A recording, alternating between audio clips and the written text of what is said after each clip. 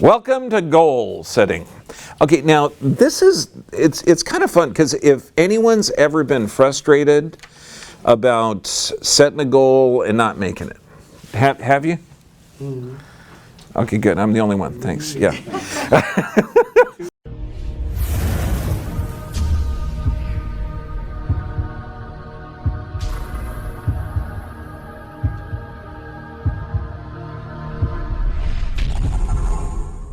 Well, what's interesting, there's no unrealistic goals. There's unrealistic timelines. But also, one of the things without a goal, it's like your body's a ship without a rudder. And so I'm going to teach you why you need a goal for not just health, but also the limiting beliefs that we have. I mean, a goal, and this is going in the Quran, the Bible, the Torah. If you look at, do they say that you should put limits on stuff? No, we got limitless, it's a limitless world, but we have limits on our brain. So what if, when we're setting goals, because I want you to kind of like break out and change your perception of reality. What if you had a genie, somebody that could give you anything?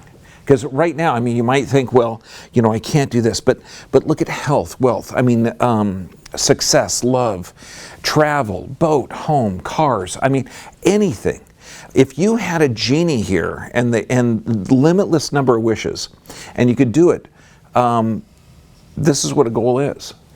So what I did, and I've done this every year, and you've got to, I mean, just in life, you've got to go through and take at least one day to look at what you've done that year, where you're going the next year. A lot of people will say, you should take an hour a week, a day a month, a weekend a year, so this way you have an idea at the direction you're going. In modern times, it's kind of hard to do that, but I got to tell you, to always look back at what you're doing and have an honest assessment. I mean, what you'll see here in 2014, and this is the wheel, okay, and this is I learned this from a brilliant chiropractor, Coach C.J. Mertz. And when we first did this, imagine a wheel, okay, and you could put anything you want in these categories. I mean, romance, finances, health, spirit, business and career, recreation, physical environment, or personal growth. You can change anything you want in there.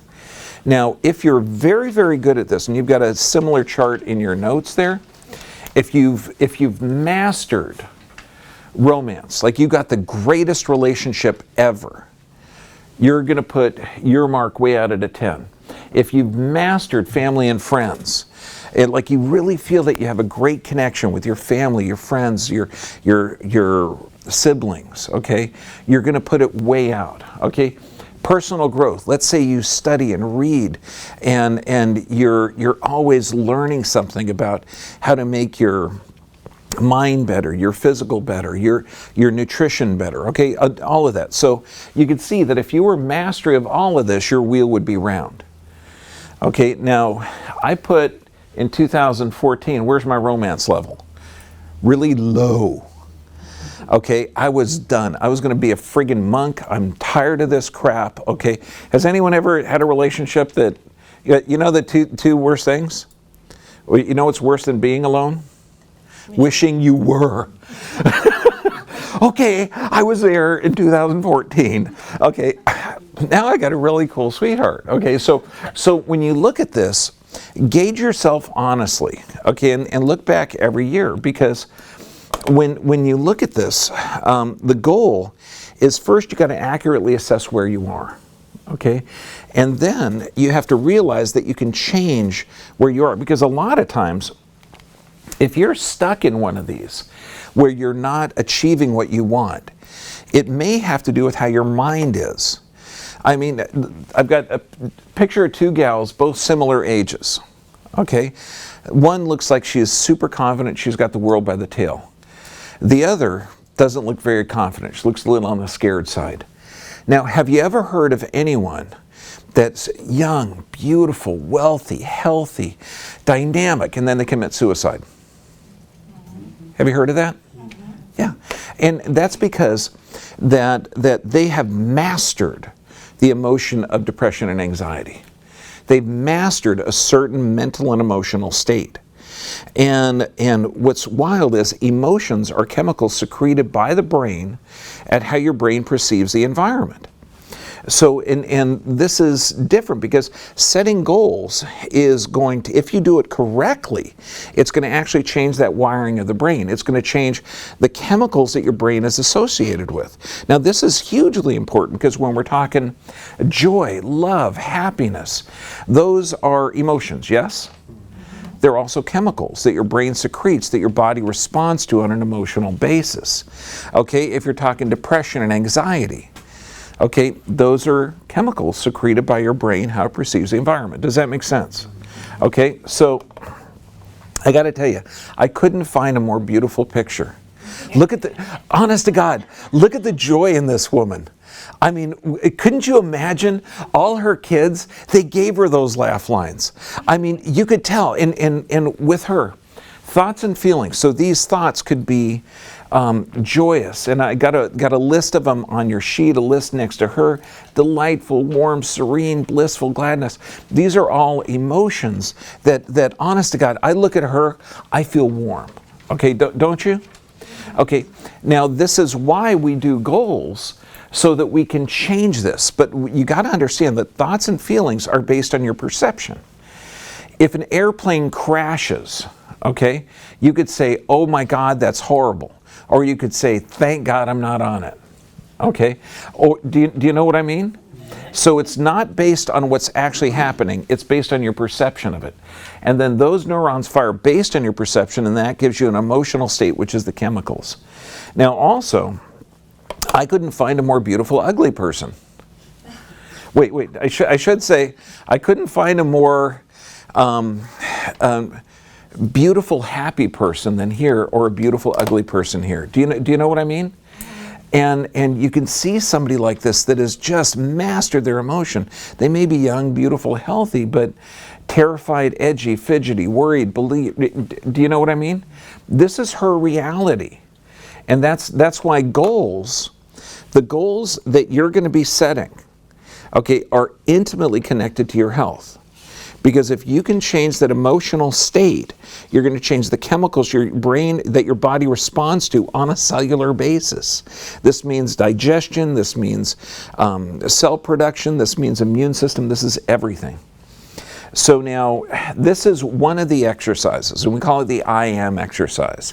And you actually have a couple of sheets on here, or a couple of boxes.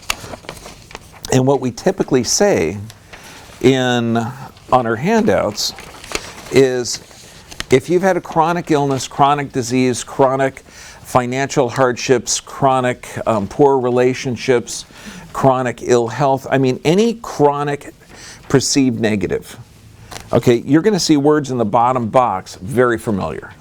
Okay, and in the bottom box you're talking burnout, hopeless, apprehensive, removed, depleted, uninterested, exhausted, withdrawn, unhappy, frightened, disgusted, agitated, sleepy, alarmed, anxious.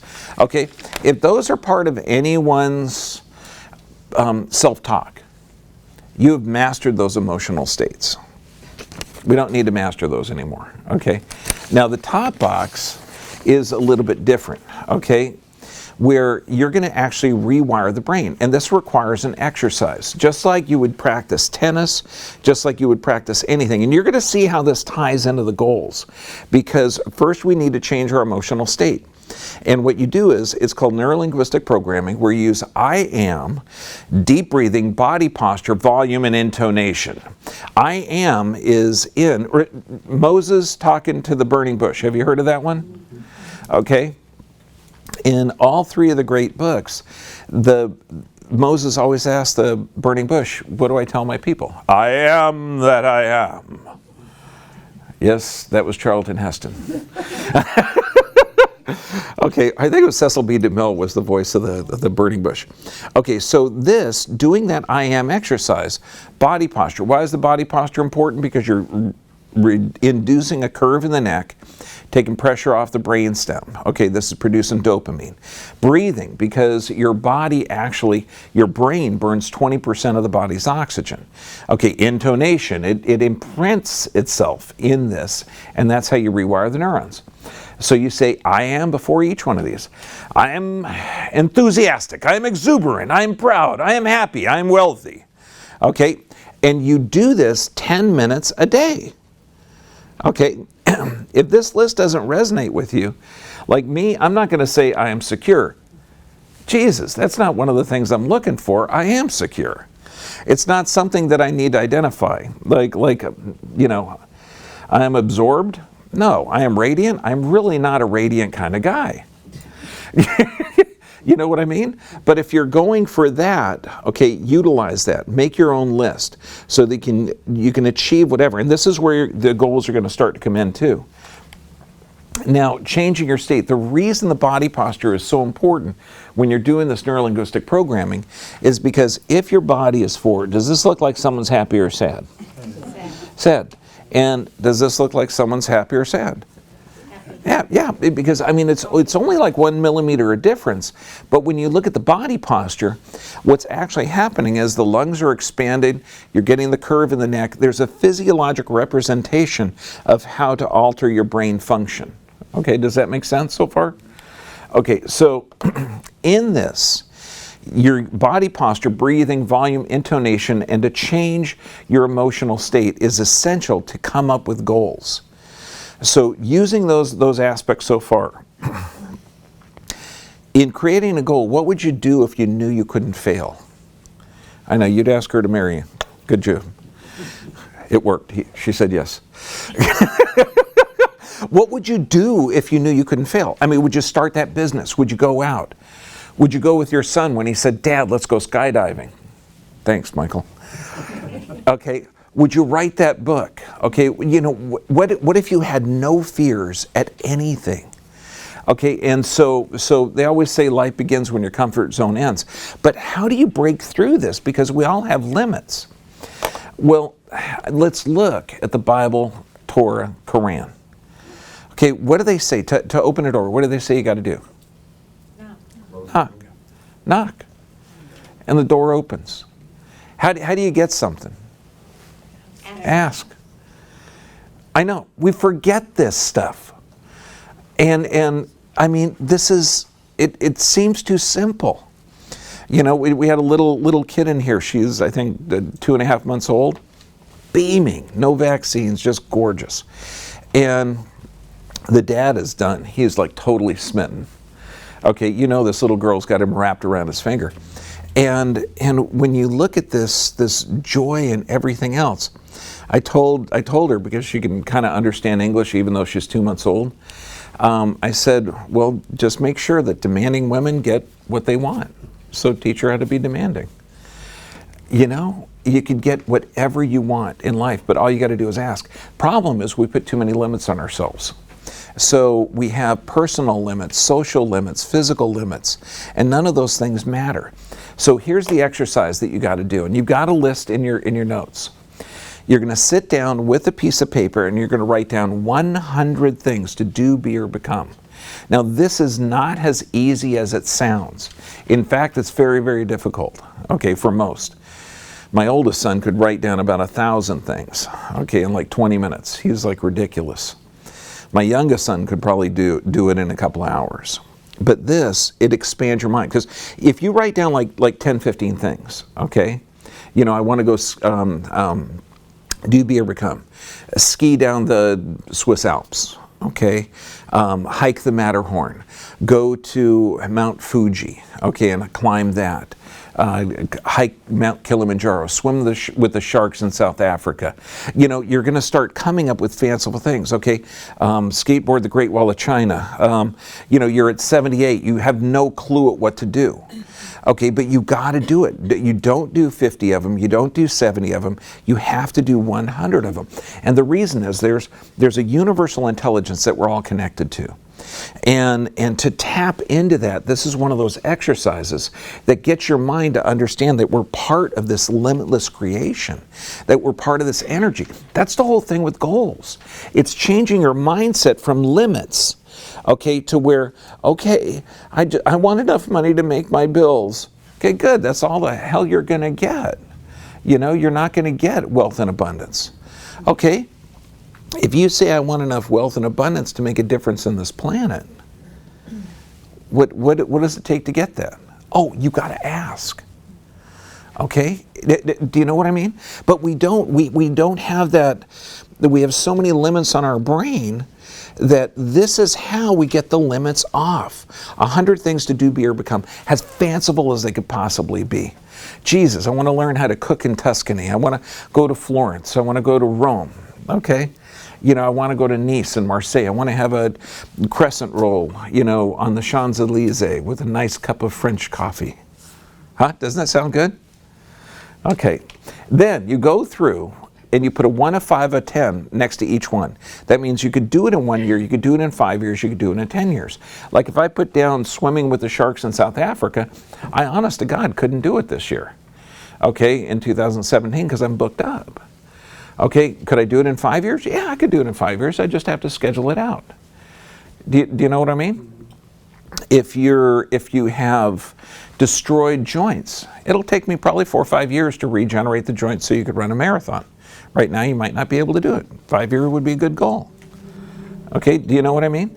Then you take the top 5 1 year, the top 5 5 year, and the top 5 10 year goals, and you build a vision board out of it. Now, there's a lot of different ways to build it, and you can do an entire thing on relationships, an entire thing on wealth or family or success or travel. It's fun to go to like Google or some search engine and type in images and just put travel or put something fun. I mean, this was my travel vision board for last year. And it's kind of fun because I actually went on a Florida airboat. We went to Haiti where we had that, the world's largest zip line. I went sailing. I haven't gone snorkeling yet, but we did go to Mexico. And it's like, cool. I didn't plan that out. You know, and so, you know, health, just make it, because if you have 1, 5, or 10 year goals, okay, this is what you're going to look at every day.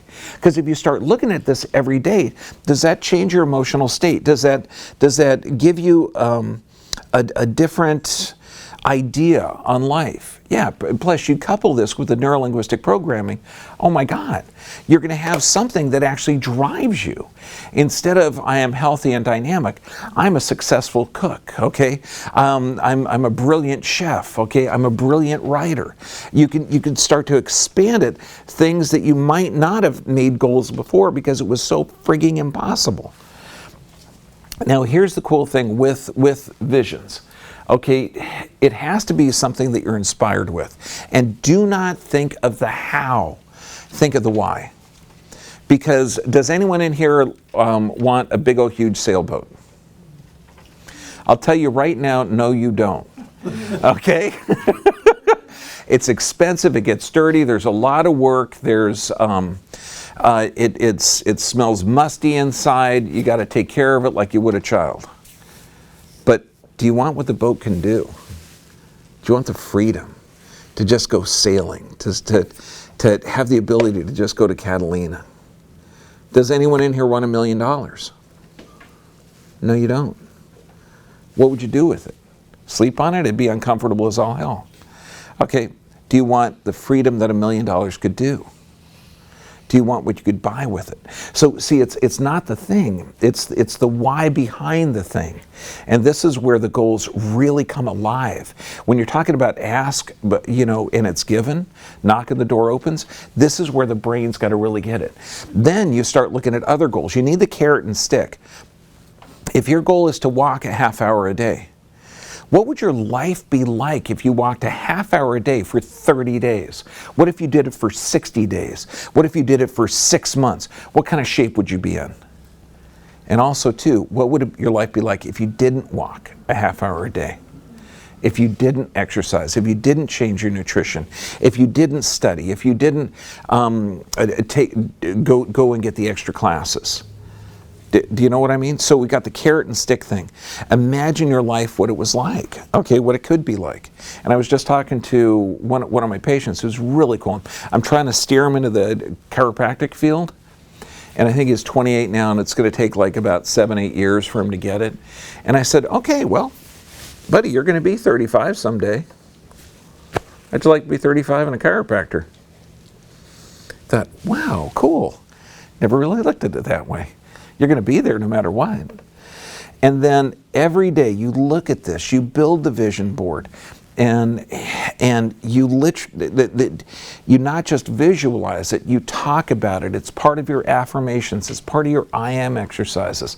This is going to radically change how your brain is wired, change your emotional state, and it literally will change your health. And you're going to be starting to manifest this. And rate yourself every year. Okay, honest to God, that was my 2014. My 2017 or 16 is a little bit better. Okay, but I'm being totally honest. When you start looking at this, and in order to identify a problem, you got to admit that there is one. Okay, now let's say that you're in, and this is one of the tricks too. If you have a relationship that's a challenge. Okay, it's really hard, because what are the two worst things? It's better to be alone than wish you were.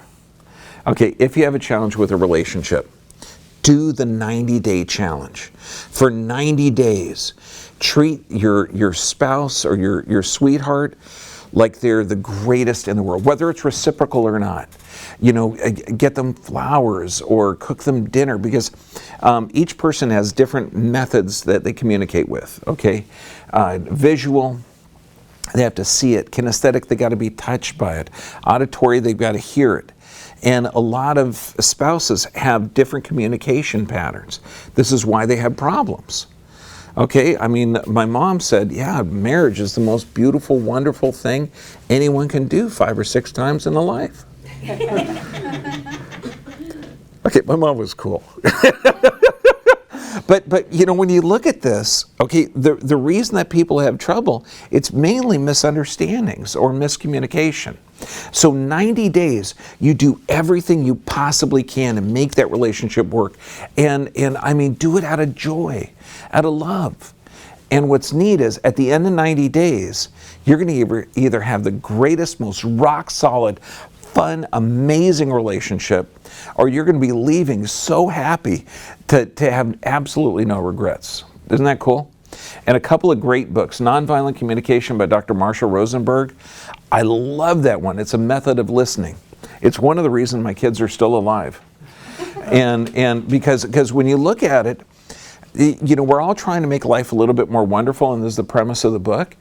And instead of being angry or upset, because you know how parents are? You don't know yet, okay, but someday you will, okay? A parent goes crazy. Like when they come in and they see their 10-year-old's room is messy, you know what a parent does? And back me up on this one if you've gone through this, my brother. The 10-year-old's room is messy.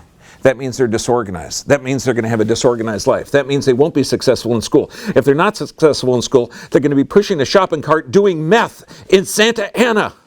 Clean that room! Okay, honestly, yeah. Parents are nuts.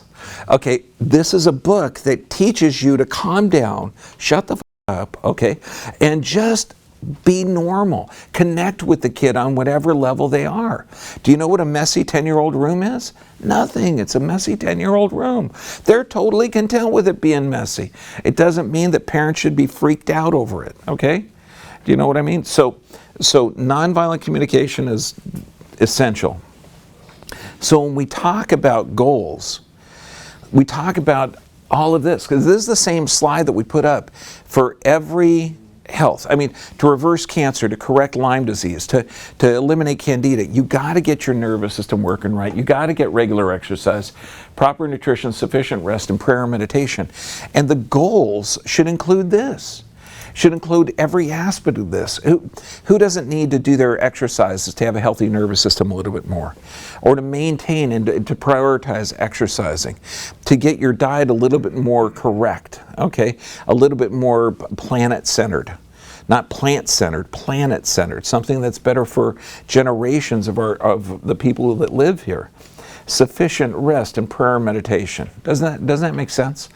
Okay, now, we do have a Mediterranean cruise. This you could put on your list. We've got 3 speakers that I'm 99% sure, well, 2 of them are going to be there for sure. It's going to be me and Dr. Tim O'Shea. And we've got 2 speakers from France that I'm trying to get in touch with that are brilliant, motivational. It's going to be fun. We only teach when we're at sea, and we only teach when we're one day in a port, I think it's in Barcelona in the morning. But imagine this, okay, you fly into Barcelona, and since we're flying from, well, I'm flying from California, we're going to leave that weekend. And so we're going to spend an extra couple of days in Spain. Sound cool? I've never been to Spain. I've never been to Europe. Okay, and then you go from Spain to France, a few places in France. You get to see Marseille, you get to see Cannes, you get to see Provence, okay, Nice, and then you go to Italy. Pisa. I mean, the Leaning Tower, will actually be able to see it. I mean, for me, this is like so cool. Okay, and you know, you can call up the BSG Meetings LLC. We're going to have it on our website. You've got like 10 months to plan for it, but you know, we only have like 45 cabins reserved, so I mean, get on there. But I mean, when you're talking about goal setting, doesn't that sound cool? Now, any questions? Yes, sir. In creating these goals, aren't you also creating stress if you don't make them? That's the thing. There's no unrealistic goals. There's only unrealistic timelines. And the biggest thing with goals is, and the whole thing with really setting goals is changing your mindset before you set them. To break through the limits that we put on ourselves. Society's put on ourselves, you know, your dad and mom told you you couldn't do this, you know, somebody could. And that's why when you do this, the 100 things to do, be, or become before you do the I am exercises to change your perception, to change how their brain fires. Mm-hmm. With that limitless attitude, it's not really important whether you achieve them or not. Mm-hmm. You already have achieved them inside of your mind. And then you're going to have the attitude, the perception, and then everything's drawn towards you. It's an attractive universe. And it's going to happen. So I mean, this is sort of a bucket list. Bucket list for 1, 5, and 10-year goals. Yeah. And what are we going to do next year? Same thing. And you can change it up. I mean, next year, if you achieve all your 1-year goals in 2018 or 2017, bam, you're going to have a whole bunch new goals. And you're going to find out, oh my God, I've done this good, you know, so far. I can do way more. Now I'm going to have goals for my family. I'm going to have goals for a foundation. I'm going to have goals for a country. Yeah, limitless, just so we can make our planet better.